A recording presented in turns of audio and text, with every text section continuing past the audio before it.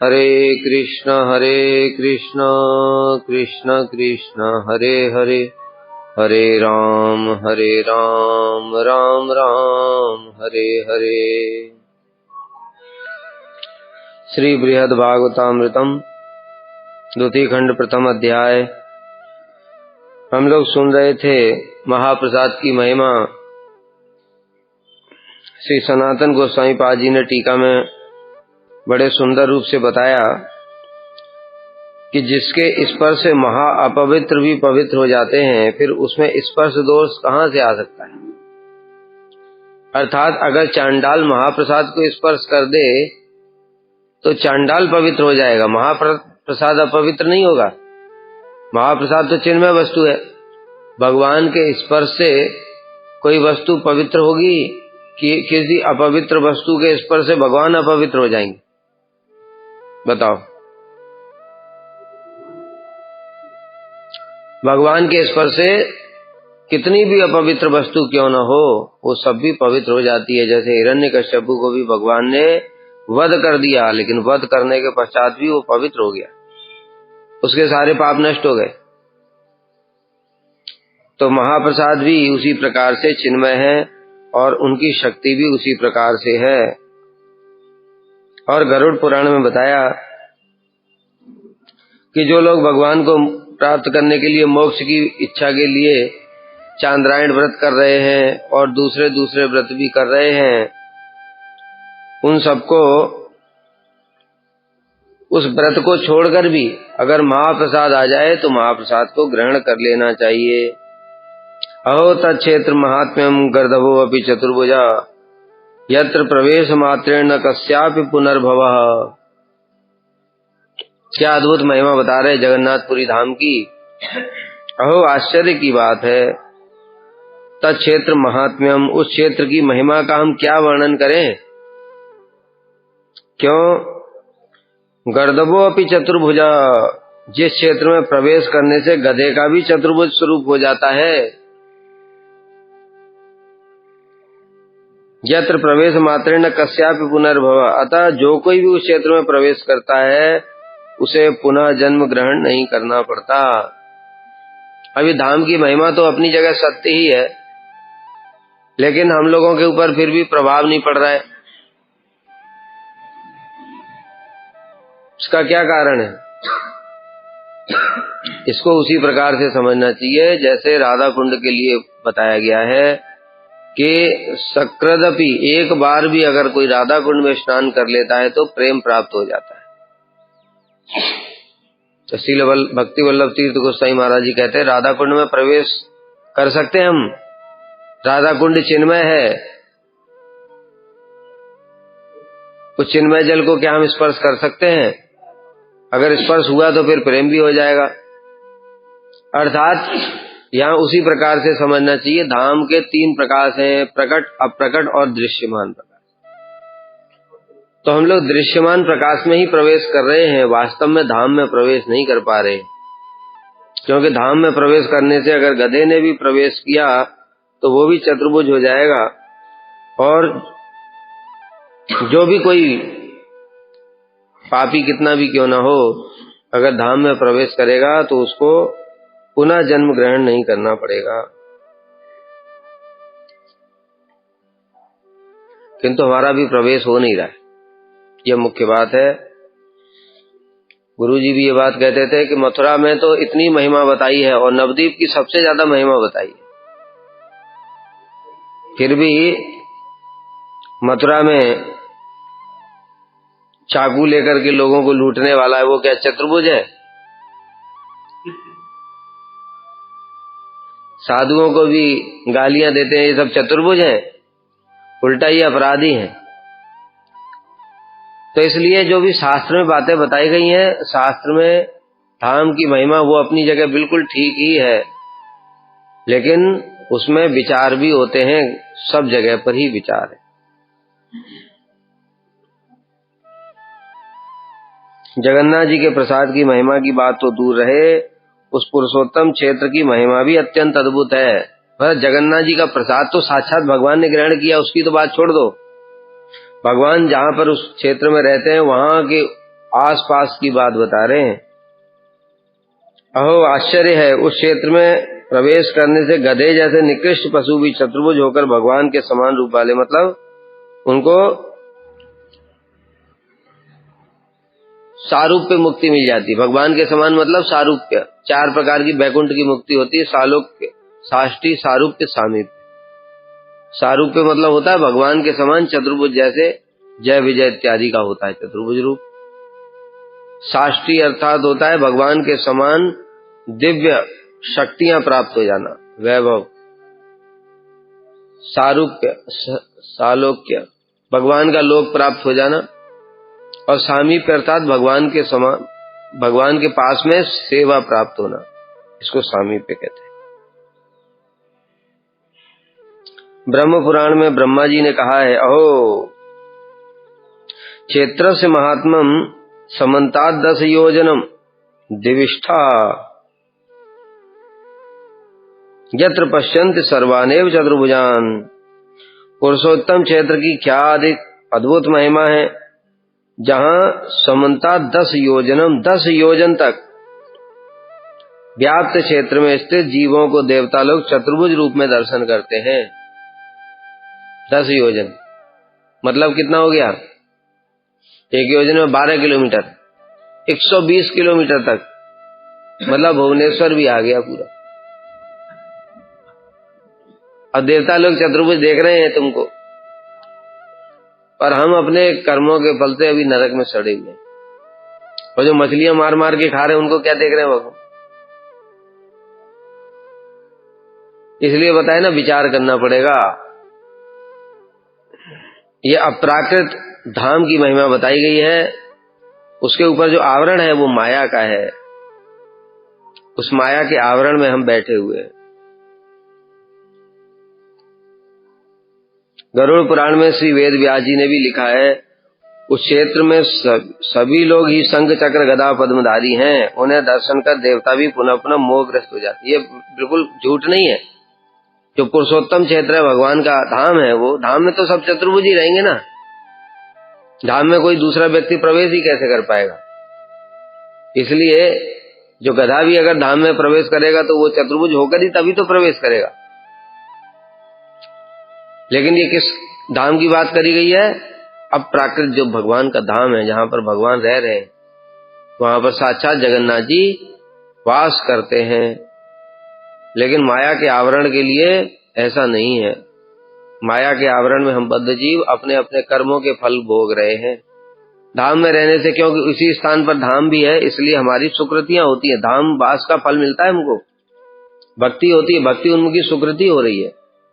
लेकिन हम अभी चतुर्भुज नहीं हो सकते। हमको अपने पाप पुण्य सब भोग करके, अपराध इत्यादि सब काट कूट करके भजन करने के बाद तभी चतुर्भुज हो पाएंगे।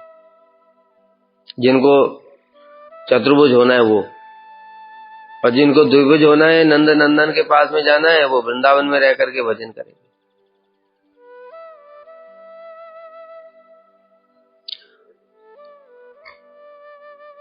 वह वृक्ष परिशिष्ट में श्री नारद जी ने भी कहा, उस स्थान में समस्त जीवों को चतुर्भुज रूप में देखा जाता है। नारद जी ने इस स्थान में प्रवेश किया और देखा सभी चतुर्भुज, क्योंकि उन्होंने अपराकृत धाम के दर्शन किए। कैसे? जैसे अकबर को दर्शन कराया था श्री सनातन गोस्वामी। जब उसके सिर के ऊपर में हाथ रखा तब उसने दर्शन किया। ये तो चिंतामणि है। उसके पहले उसको क्या दर्शन हो रहा था?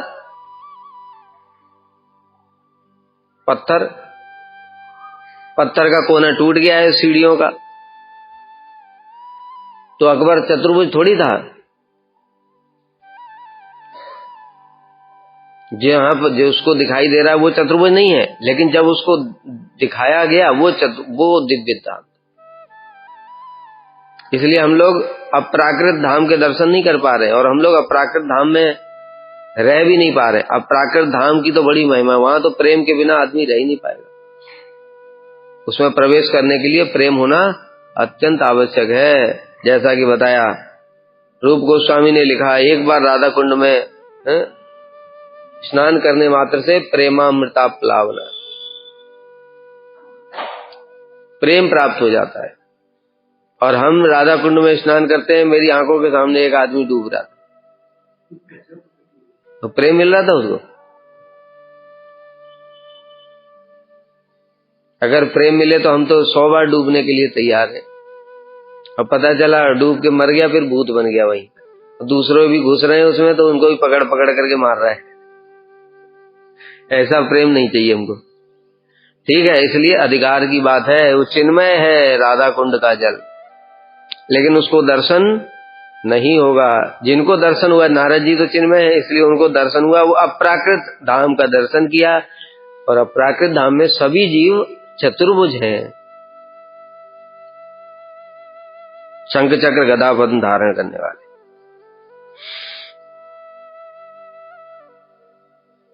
और व्यास जी ने कहा है, जहां साक्षात परब्रह्म दारू लीला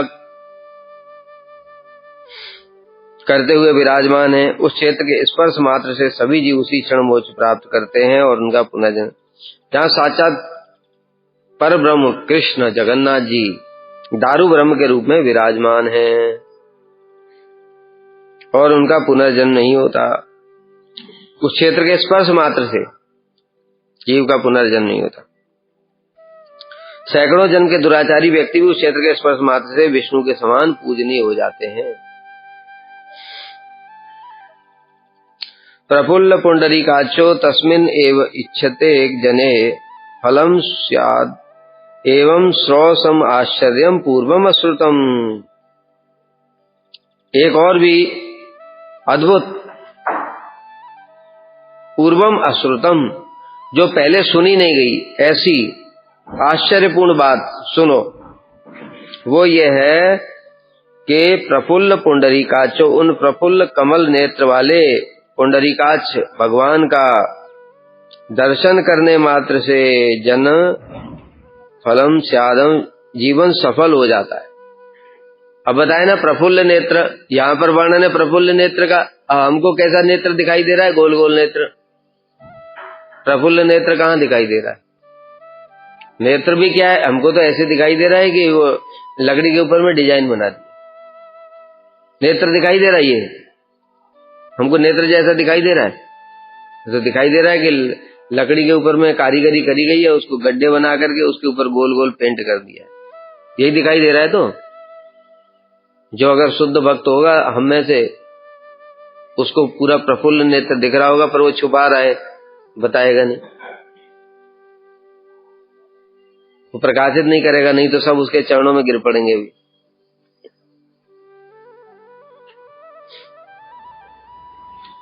यदि कहो कि यहां भी तो प्रफुल्ल साक्षात जगदीश्वर विराजमान है,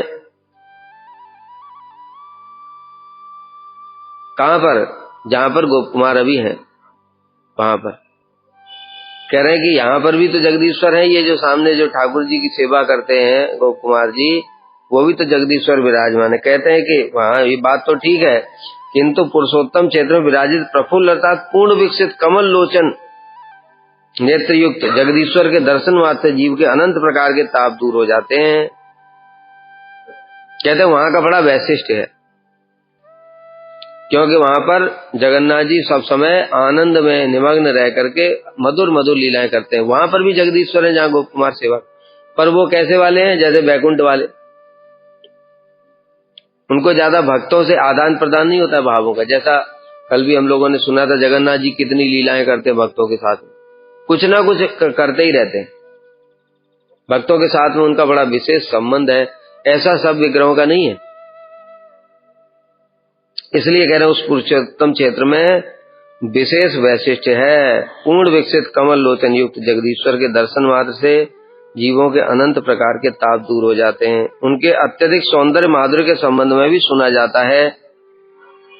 भुजे सभ्य वेणुम शिरस सिकी पिच्छम कटितट दुकूलम नेत्रांते सहचरी कटाक्षम विविध सदा श्रीमद वृंदावन बसति लीला पर। अब देखो यहाँ पर ये जो जगन्नाथ अष्टकम लिखा है, इसमें क्या बताया?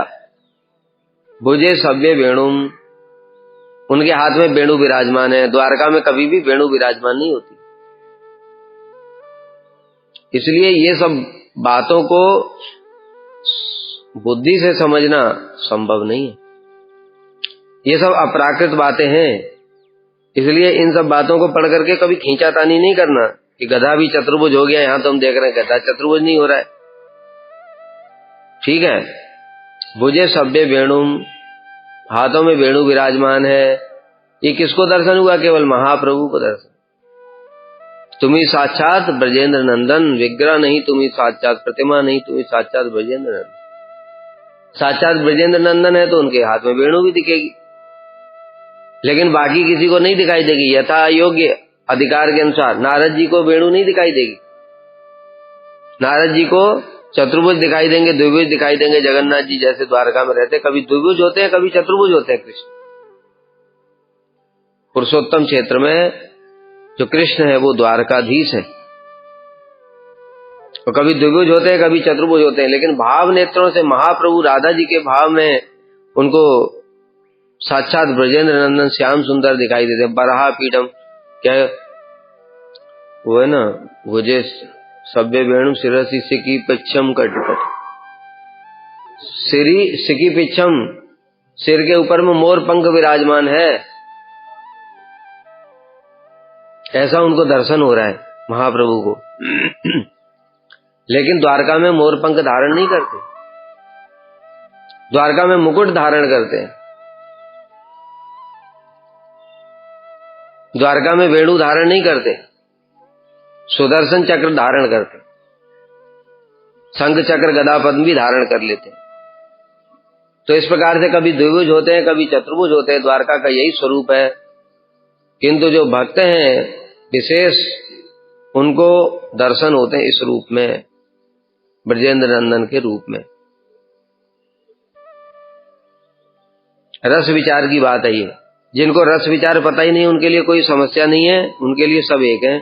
सिद्धांत तत्व अभेदे भी, सिद्धांत रूप से श्याम सुंदर ब्रजेंद्र नंदन, द्वारकाधीश कृष्ण, मथुरेश, राम, नारायण, नरसिंह इत्यादि में कोई भी अंतर नहीं है, क्योंकि कृष्ण ने ही ये सब रूप धारण किए लीला करने के लिए।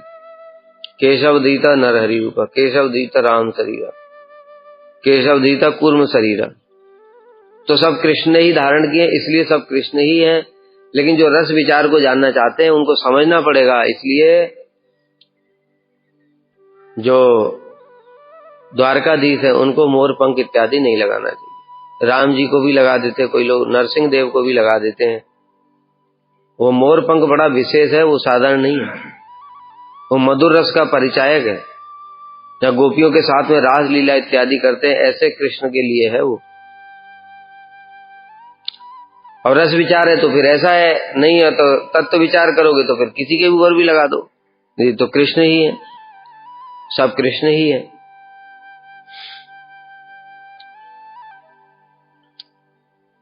उनके अत्यधिक सौंदर्य माधुर्य के विषय में सुना जाता है, अतः उनका जन्म सफल हो जाता है जो उनके दर्शन करता है। पद्म पुराण में नारद जी ने प्रहलाद को इस प्रकार से कहा,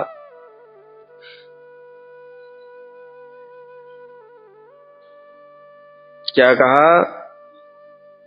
नीलाचल के शिखर पर सबके दृष्टिगोचर होकर श्री भगवान विराजमान है।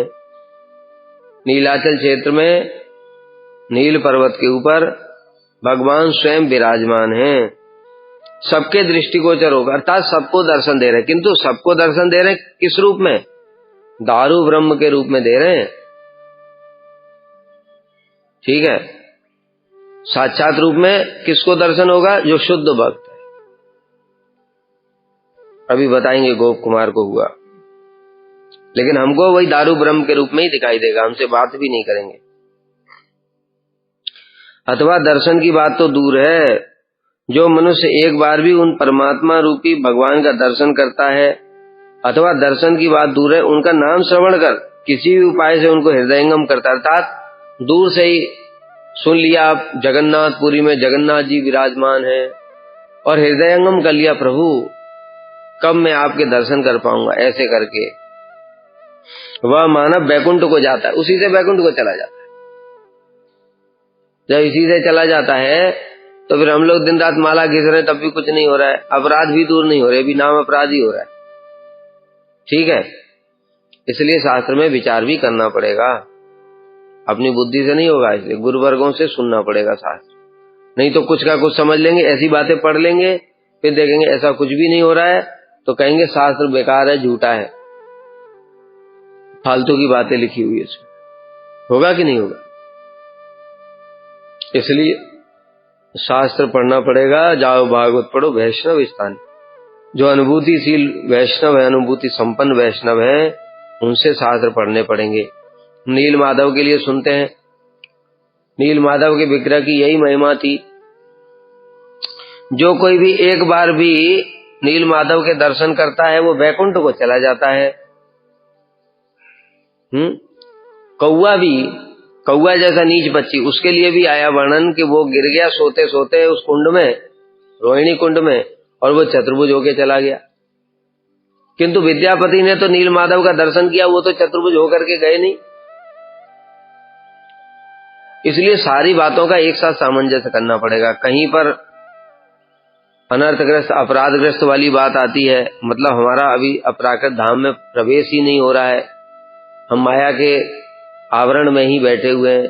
कहीं पर जैसे विद्यापति जैसे हैं तो उनके लिए क्या समझना पड़ेगा कि यद्यपि भगवान ने बोला जो नील माधव के दर्शन करेगा चतुर्भुज हो जाएगा, लेकिन अभी उनके माध्यम से भगवान को बहुत लीला प्रकाशित करनी है, उनसे बहुत सारी सेवा लेनी, इसलिए वो सेवाएं करके तभी चतुर्भुज होकर के जाएंगे वैकुंठ, उसके पहले नहीं जा सकते। इसलिए वहां वर्णन भी आया कि जब विद्यापति ने देखा कि ये कौवा अगर इसमें डूब करके चतुर्भुज हो गया तो मैं तो ब्राह्मण हूं, इसलिए कूदने को हुए तो उनको आकाशवाणी हुई, नहीं अभी मत कूदो, प्राण त्याग मत करो, तुमको वैकुंठ भी प्राप्त हो जाएगा, किंतु जिस कार्य के लिए आए हो उस कार्य को पहले करो। तो इसलिए भगवान अपने भक्तों के माध्यम से कुछ प्रकाशित भी कराना चाहते हैं। तो प्रकाशित होगा जब पूरी सेवा हो जाएगी, तब उसके बाद धाम को जाएंगे। इसलिए शास्त्रों को समझना बड़ा मुश्किल काम है।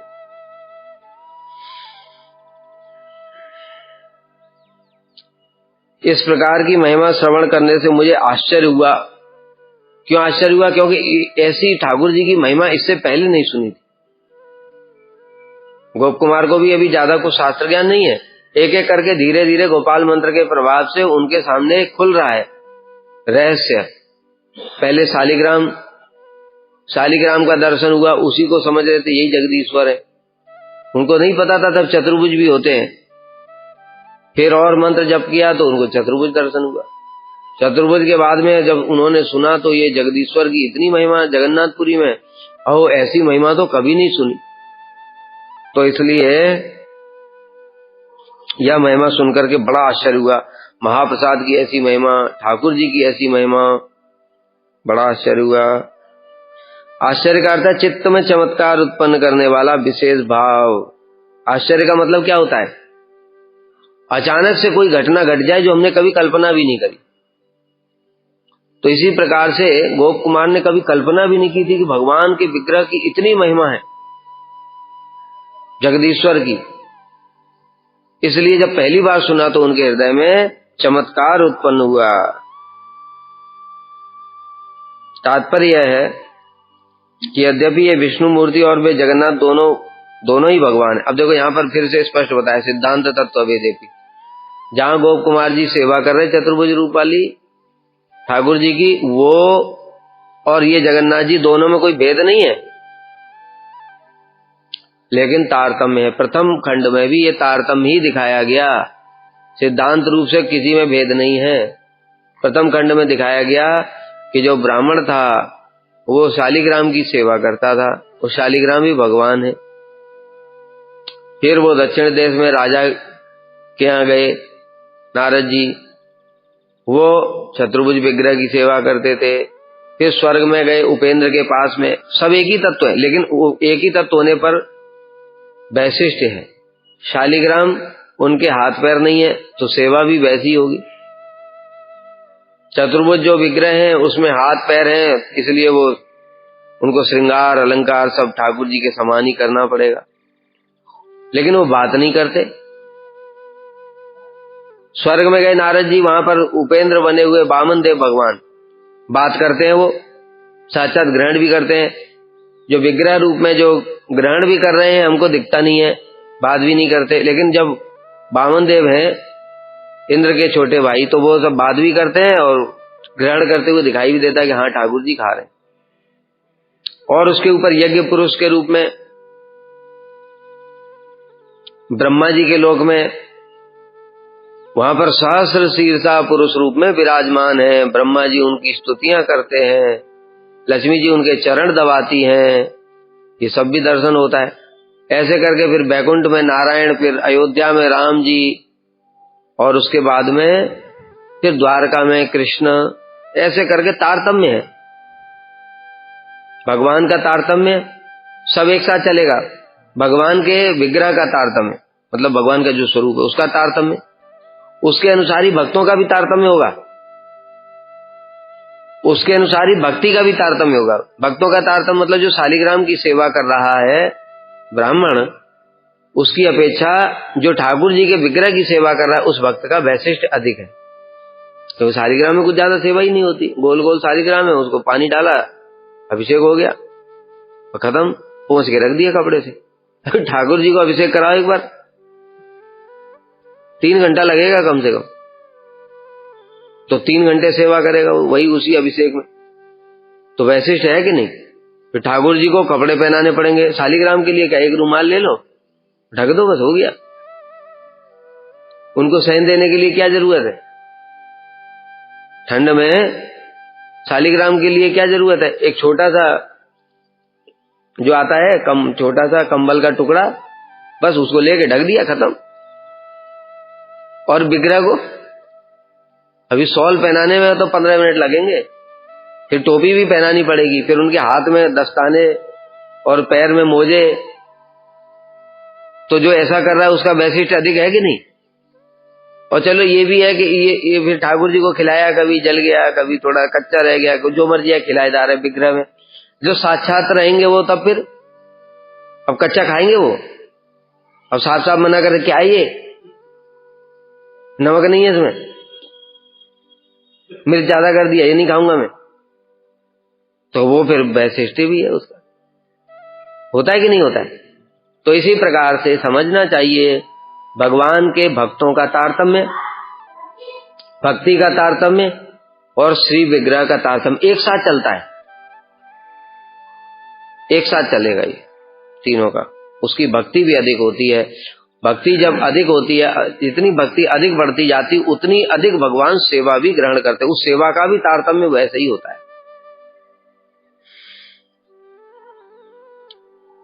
इसलिए यहां पर कह रहे हैं कि ये विष्णु मूर्ति और वे जगन्नाथ मूर्ति दोनों ही भगवान हैं, तत्व में कोई भेद नहीं है, वही जगदीश्वर ही है दोनों। शालिग्राम भी जगदीश्वर थे, किंतु जगन्नाथ देव ही समस्त अवतारों के मूल स्वरूप हैं। समस्त अवतारों के मूल स्वरूप तो ब्रजेंद्र नंदन श्याम सुंदर है। तो यहां कहने से मतलब क्यों हुआ? क्योंकि वो कृष्ण है। कृष्ण के 3 स्वरूप हो गए। अभी केवल कृष्ण तत्व की बात कर रहे हैं, अलग अलग से बात नहीं कर रहे। बात समझ गए? ईश्वर परमा कृष्ण सच्चिदानंद विग्रह अनादिरादि गोविंद सर्व कारण। कृष्ण ही सबके मूल हैं, कृष्ण ही ब्रज में है, कृष्ण ही मथुरा में है और कृष्ण ही द्वारका में, इसलिए इनको कृष्ण लोक कहते। तीनों को मिलाकर, तीनों को मिलाकर के कृष्ण लोक होता है। और कृष्ण लोक में भी फिर 3 जो ये भाग हैं उनमें फिर तारतम्य होता है। तो अभी यहां जो कहा सबके मूल है, कहने का मतलब क्या हुआ? कृष्ण ही है। अब भीतर और बाद में जाएंगे, उन कृष्ण में भी 3 प्रकार होते हैं, और फिर ऐसे बात करेंगे तो फिर ब्रज में भी फिर 3 प्रकार हैं, सख्य है, वात्सल्य, मधुर है ना। तो अभी उतना गहराई में नहीं जा रहे हैं, अभी तत्वगत विचार ही कर रहे हैं कि कृष्ण ही अनादिरादि गोविंद सर्व कारण कारण। इस दृष्टिकोण से कह रहे हैं कि वो सबके मूल है। अर्थात अवतारों के दर्शन की तुलना में अवतारी का दर्शन उसका महिमा अधिक। अवतार कौन है? जो व्यास जी ने बताया, एते चांस कला पुंसः, 24 अवतारों का वर्णन किया, अनंत अवतार है भगवान के। कृष्णस्तु भगवान स्वयं, किंतु कृष्ण स्वयं भगवान है। तो मूल अवतारी उनका दर्शन करने का महिमा अधिक है और अवतारों की महिमा अवतारों के दर्शन करने की महिमा उससे थोड़ा कम है। इसको तारतम्य कहते हैं, गुड बेटर बेस्ट। ठीक है, जैसे एक सेब खरीद के लाए और सेब देखा थोड़ा सूख गया है, ठीक है अब सेब है, ठाकुर जी को भोग लगा दे। उससे थोड़ा एकदम ताजा सेब, वो बेटर है कि नहीं? सेब एक ही है, लेकिन तत्व में कोई भेद नहीं है, सेब एक ही है, लेकिन ये वाला एकदम ताजा ताजा आया, ये बेटर। और एकदम ताजा पूरा रस युक्त, जो कश्मीरी सेब होते हैं पूरा रस निकलता है, वो बेस्ट है। ठीक है,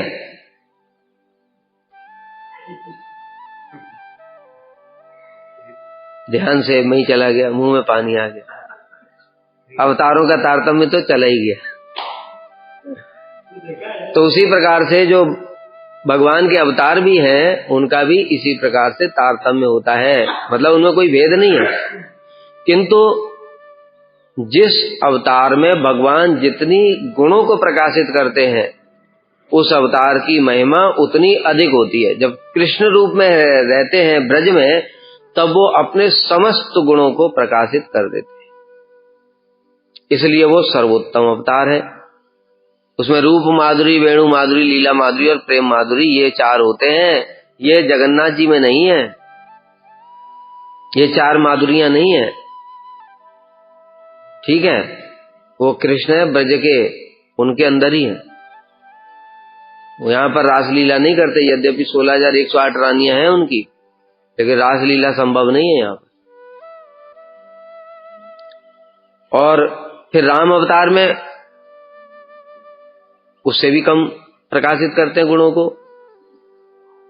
तो उनकी महिमा कृष्ण से थोड़ी कम है। नरसिंह अवतार में उससे भी कम प्रकाशित करते हैं। थोड़ा वात्सल्य, उनको गोद में बिठा करके चाटा है भगवान ने, तो थोड़ा वात्सल्य भी देखा जा रहा है उनके अंदर में। और बाकी फिर अवतारों में तो इस प्रकार का है ही नहीं, नारायण इत्यादि में, इसलिए उनकी महिमा उससे भी कम। ठीक है, तो उस प्रकार से भगवान जिस अवतार में जितना गुणों को अधिक प्रकाशित, और बाकी अवतारों में क्या है, बस आए, वराहदेव आए, हिरण्यक्ष को मारा, चले गए, कुछ गुण प्रकाशित ही नहीं हुआ, केवल एक विशेष प्रयोजन से ही आए।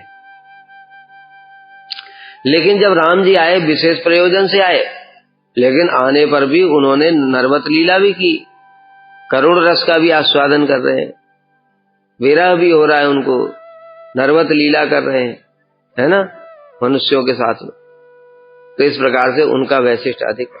और कृष्ण तो बिल्कुल ही लौकिक सदबंधुवत भाव, सखा की तरह, पुत्र की तरह ऐसे करते हैं, तो इसलिए उनकी महिमा सर्वोत्तम। इसलिए भगवान के अवतारों में भेद नहीं करना, ये भी जड़ बुद्धि से, ये भी बड़ी मुश्किल बात है। ऐसा सुन लेता है बद्ध जीव, तो फिर वो भेद ही करने लगता है, नरसिंह क्या है, कृष्ण है ब्रजेंद्र नंदन, ये अपराध है। अरे वही ब्रजेंद्र नंदन ही तो नरसिंह है, केशव दीता नरहरि रूपा। बस ये समझो कि उन्होंने उस अवतार में सारे गुणों को प्रकाशित नहीं किया, है तो कृष्ण ही। अब कृष्ण जब भेष बदल करके आ जाएंगे तो वो कृष्ण ही रहेंगे क्या? हम उनमें ही भेद बुद्धि करना शुरू कर दें, ये बड़ी समस्या है बद्ध जीवों। वो फिर अवतारों को छोटा और जैसे देवताओं को हम लोग कर देते हैं, वैसे अवतारों के बीच में भी भेद बुद्धि करना शुरू कर देते हैं। ये अवतार श्रेष्ठ है, वे अवतार श्रेष्ठ, अवतार एक ही है, सब तारतम्य है। हमारे इष्ट किंतु ब्रजेंद्र नंदन श्याम सुंदर हैं, जो महाप्रभु ने बताया। आराध्यो भगवान ब्रजेश तनय तद्धाम वृंदावन, रम्या काचिद उपासना ब्रजवधू वर्गेण या कल्पिता। श्रीमद् भागवतम प्रमाणम अम्लम प्रेमा पुमर्तो महान, श्री चैतन्य महाप्रभुर मतमिदम तत्रादरो न परः।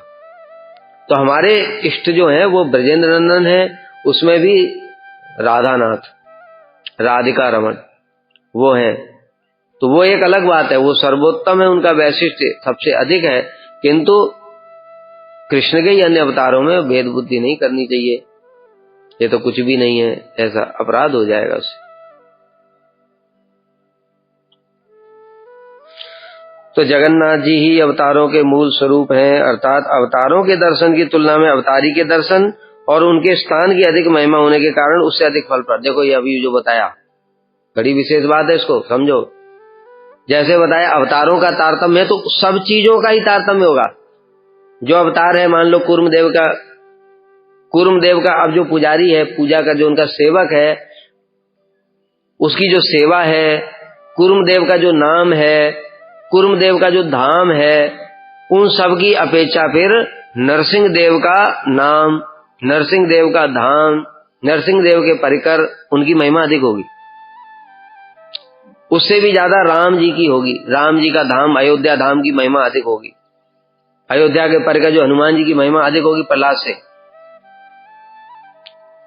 नाम, धाम, विग्रह, ठीक है, तो सब होगा। इसलिए इसका प्रमाण भी शास्त्र में मिलता है, क्या है? राम रामेति रामेति रमे रामे मनोरमे सहस्र नाम नाम वितुल्यम राम नाम वरानने। ये कोई अपने मन से कही गई बात नहीं है, शास्त्र सम्मत बातें हैं। शिव जी स्वयं कह रहे हैं, हे देवी, जो एक राम नाम लेता है वह 1000 विष्णु नाम के बराबर है। क्यों हुआ ऐसा? राम ही तो विष्णु है, फिर ऐसा क्यों हो गया? क्योंकि ये सिद्धांत जो अभी बताया तारतम्य वाला, ये शास्त्र सम्मत बातें हैं। हमारे गोस्वामियों के आने से पहले ये सब बातें पता नहीं थी लोगों को, लिखी हुई है किंतु। इसलिए तो कहते हैं जाओ भागवत पढ़ो, वैष्णव स्थान है। वो दृष्टि उनकी अलग है, वो चिन्मय दृष्टि है, जिसका जितना अधिकार। फिर वो भी बात है कि जो भक्त जहां तक का है वो वहीं तक के लीलाओं को समझ सकता है। हनुमान जी ब्रज की लीलाओं को नहीं समझ सकते, इसलिए वो प्रणाम कर लेते दूर से ही। नारद जी कहते हैं चलो पांडवों की तुमने इतनी महिमा बताई, चलो दोनों मिलकर के पांडवों का दर्शन करेंगे। हनुमान जी कहते भैया मैं नहीं जाऊंगा, क्योंकि वहां जाऊंगा तो अपराध हो जाएगा मेरा, क्योंकि वो मेरे प्रभु से अपना रथ चलवाएगा। हनुमान जी को तो ये देख करके गुस्सा आ जाएगा, मेरे प्रभु जो सबके सेव्य हैं जगत के, उनको रथ चलवा रहा है, घोड़ों की चाबुक पकड़ा दिया, तो इसलिए मेरा अपराध हो जाएगा। इसलिए नारद जी तो अकेले जाओ, अकेले जाकर के दर्शन करो, ठीक है। और जब पांडवों की महिमा ही समझ नहीं पा रहे हनुमान जी, तो फिर ब्रज के सखा लोग तो झूठा खिला देते हैं उनको, कंधे पे ही चढ़ जाते हैं। वो तो चलो रथ ही अखबार है, उनको कंधे पर भी चढ़ जाते हैं, गाली अलग देते हैं। वो महिमा कैसे समझ पाएंगे? इसलिए जो भक्त जहां तक का लेवल का है वो वहां तक ही बात समझ पाता है। इसलिए जब महाप्रभु आए तो वो अपने उन परिकरों को लेकर के आए, ब्रज में भी राधा जी के जो दासियां हैं उनको लेकर के आए, क्योंकि वो सब कुछ जानने वाले। वो अयोध्या भी जानते हैं, वो द्वारका भी जानते हैं, वो मथुरा भी जानते हैं, वो ब्रज भी जानते हैं। ब्रज में भी 5 प्रकार के रस होते हैं, उसमें सर्वोत्तम कौन है वो भी जानते हैं। अगर सख्य रस के लेकर के आते तो सख्य रस वाले वो नहीं बता पाते मंजरियां कैसे सेवा करती हैं। समझ में आ रही बात? इसलिए महाप्रभु स्वयं राधा जी के भाव में हैं और राधा जी के सखियों के ही लेकर के आए। विशाखा, ललिता, स्वरूप दामोदर, रामानंद राय और रूप मंजरी, रति मंजरी, सारी मंजरियों को लेकर के आए, जिससे कि वो उन दिव्य भावों को जो शास्त्र में हैं, किंतु कोई भी परिकर जो उस भाव का नहीं है वो उनको पढ़ने पर भी परिकर भी नहीं समझ सकता।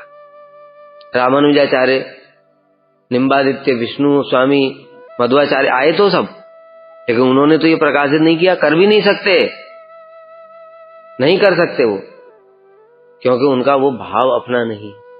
जहां तक उनका भाव है वो प्रकाशित कर, वैकुंठ के हैं वो, तो वैकुंठ की जो चिन्मय बातें हैं, अपराकृत बातें, उनको वो लिख देंगे बिल्कुल ठीक ठीक, क्योंकि जहां से ऊपर है वो, उसको फिर वो नहीं लिख पाएंगे।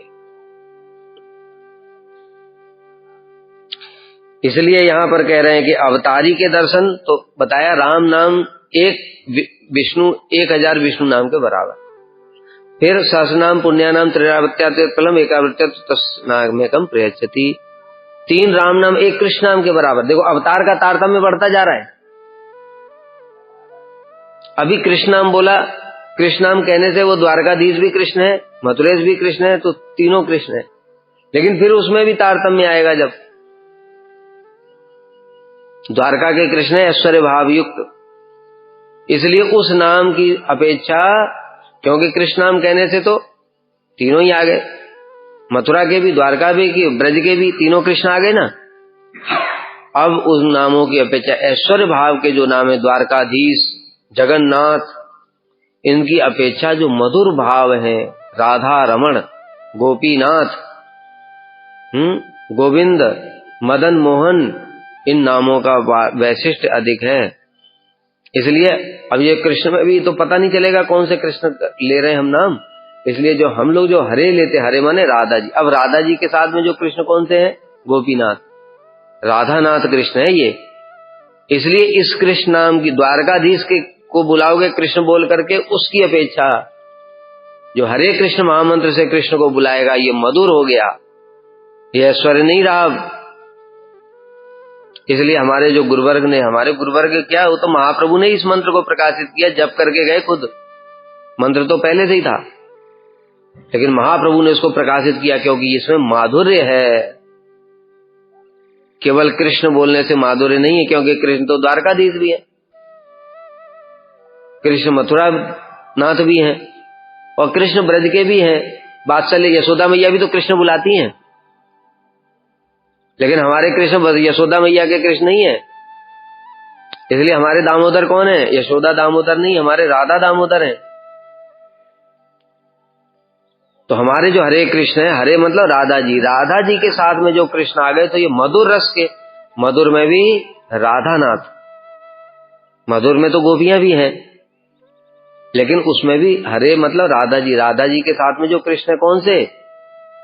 इसलिए कहते हे कृष्ण करुणा सिंधु दीन बंधो जगतपते, गोपेश गोपिका कांत राधा कांत नमस्तुते। कितना सुंदर, कितना विचारपूर्ण ये मंत्र है, प्रणाम मंत्र। हम लोग कृष्ण को प्रणाम कर रहे हैं, हे कृष्ण करुणा सिंधु, करुणा सिंधु तो जगन्नाथ भी है, कृष्ण ही है वो कृष्ण भी है, करुणा सिंधु भी है। अभी हम लोगों ने सुना ना, करुणा उनकी कितनी है, सबको करुण दृष्टि से देखते हैं, सब पर कृपा करते हैं। तो फिर कैसे पता चलेगा हमारे वाले कृष्ण? तो क्या दीन बंधु जगतपते, ये सब जगन्नाथ जी के अंदर भी है, वो दीन बंधु भी है, जगतपति भी है। तो फिर भक्त ने कहा कोई मिसअंडरस्टैंडिंग ना हो जाए भाई, हम तो इनको स्मरण नहीं कर रहे थे, गोपेश। अब फिर और विशेषण लगा दिया कि नहीं नहीं, ये वाले कृष्ण नहीं है, गोपेश, गोपियों के जो ईश हैं। अभी गोपियों के ईश में तो चंद्रावली भी गोपी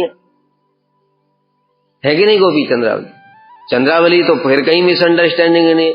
गोपिका कांत, फिर अंत में बताया मेरे जो आराध्य हैं वो कौन है? राधा कांत नमस्तुते। मैं वो वाले कृष्ण को प्रणाम कर रहा हूं जो राधा जी के कांत है, जो राधा जी के साथ में विराजमान है, ऐसे कृष्ण को मैं प्रणाम करता हूं। इसलिए इन प्रणाम मंत्रों का भी मतलब समझना चाहिए। धीरे धीरे गुरु जी की कृपा से ये भाव उदित होंगे, प्रकाशित होंगे हृदय में, खाली रट्टा मारने से भी होगा नहीं। ठीक है, तो फिर कृष्ण नाम की महिमा हो गई, एक कृष्ण नाम बराबर 3 राम नाम। फिर राधा जी का जो नाम है उसकी महिमा बहुत अधिक है। मम नाम सतेनेव राधा नाम सदुत्तमम, यह स्मरित तो सदा राधम न जाने तस्य किम फलम। मेरे 100 नाम के बराबर एक राधा नाम, और जो सदैव राधा जी का नाम जप करता है उसका क्या फल है मैं भी नहीं जानता, कृष्ण स्वयं कह रहे हैं। अब ये जो राधा जी का नाम है इसकी महिमा है अधिक कृष्ण नाम से भी। तो हम लोग इसलिए जो राधा नाम के साथ में जो कृष्ण नाम लेते हैं वो राधा नाथ वाले कृष्ण, ये एक।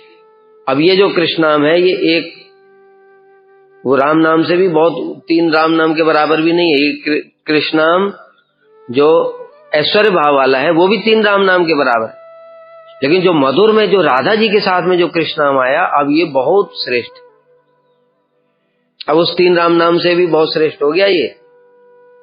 ठीक है, ऐसे तारतम्य समझना पड़ेगा। तो जब राधा जी के नाम की महिमा अधिक है तो राधा जी के परिकरों की भी महिमा बाकी सबसे अधिक हो जाएगी, राधा जी के धाम की महिमा भी सबसे अधिक हो जाएगी, और राधा जी के साथ में जो विराजमान है कृष्ण, उनकी महिमा भी सर्वोत्तम होगी। ठीक है, नाम, धाम, परिकर, प्रसाद भी, उसको प्रसाद भी ले लो, उनसे संबंधित प्रत्येक वस्तु, उनका निर्माल्य भी। ये माला जो जगन्नाथ जी को पहनाई गई है, वो जगन्नाथ जी को पहनाई गई है, वो ऐश्वर्य माला। लेकिन जो गोपीनाथ को पहनाई गई है, राधानाथ को, वो माधुर्य है, परम माधुर्य। ठीक है, प्रत्येक वस्तु जो उनसे संबंधित है उसका उसी प्रकार से तारतम्य, उनका प्रसाद, उनका निर्माल्य, उनका सब कुछ, उसकी महिमा अधिक है।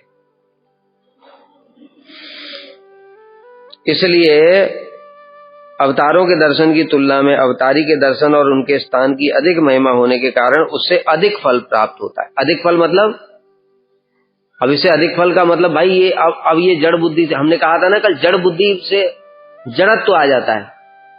अधिक फल का मतलब ये नहीं है कि यहां से 100 रुपया मिलेगा तो यहां से 1000 रुपया मिलेगा। अधिक फल यहां से अब तारतम्य रस विचार का है। समझ में आ रही बात? अभी अधिक फल को वैसे मत समझो, क्योंकि चित्त जगत में तो सब कुछ एक ही है, सब चिन्ह में है। वहां अधिक और कम क्या है, ये तारतम्य है। अब ये सिद्धांत तत्व अवेदेयपि होने के बाद भी अब अधिक फल जैसे ही बोला, तारतम्य शुरू हो गया। तारतम्य मतलब सेवा का तारतम्य, वैशिष्ट जो उनका, जो ब्रज के सखा परिकर लोग जैसी सेवा करेंगे, हनुमान जी वैसी नहीं कर सकते। वो कंधे पर नहीं चढ़ सकते राम जी के, राम जी के गले में हाथ डाल के नहीं घूम सकते, राम जी को अपना झूठा नहीं खिला सकते, कुश्ती नहीं लड़ सकते राम जी के साथ। ठीक है, ये अधिक फल है। लेकिन ब्रज के लोग उससे भी ज्यादा कर सकते हैं। यशोदा मैया कान पकड़कर भी हट सकती हैं, रस्सी से बांध करके, और डंडा भी दिखा सकते हैं। हनुमान जी बांध सकते हैं राम जी को, डंडा दिखाएंगे, आओ। सीता जी को वन में भेजा ना, आओ, होगा ऐसे। लेकिन यशोदा मैया कर सकती। तो ये अधिक फल कहने से, और जो गोपियां हैं वो तो शासन, ताड़न, भर्सन सब कुछ करती हैं, उनके चरणों में भी गिड़गिड़ाते हैं। ये अधिक फल है। और सर्वोत्तम फल जो श्री चैतन्य महाप्रभु ने जगत को प्रदान किया, अनर्पित चरीम चिरात करुण यावतीर्ण कलऊ। अनर्पित जो कौन सा, स्वभक्ति श्रियम, स्व माने कृष्ण, उनकी भक्ति है राधा जी के भाव। उनकी भक्ति को देने के लिए नहीं है, स्वभक्ति देने के लिए नहीं है महाप्रभु। उनकी भक्ति तो राधा जी के हृदय में, उसकी श्री माने शोभा, वो शोभा है मंजरी भाव, जो उनकी दासियां जिस भाव से सेवा करती हैं उसको देने के लिए आए, वो सर्वोत्तम फल है। ठीक है, इसलिए चित्त जगत में ऐसा ये नहीं चलेगा कि यहाँ स्वर्ग का फल, स्वर्ग से फिर ब्रह्मा जी का फल, ये वाला फल की बात नहीं कर रहे हैं अभी वहां चित्त जगत के फल की बात है, यहाँ रस विचार है। विशेषतः वैसे राज्याधिकार से मेरा रात दिन का अधिकांश समय भगवान की गुण महिमा श्रवण और उनकी पूजा आदि में व्यतीत होगा। इसे मैंने गुरुदेव के बरसे प्रभाव से पहले ही समझ लिया था, इसलिए कह रहे हैं। ये गोप कुमार के हृदय में सब प्रकाशित भी हुआ है, वो समझ गए गुरु जी की कृपा से कि वहां पर अधिक फल है, इसलिए अब वो जगन्नाथपुरी जाएंगे।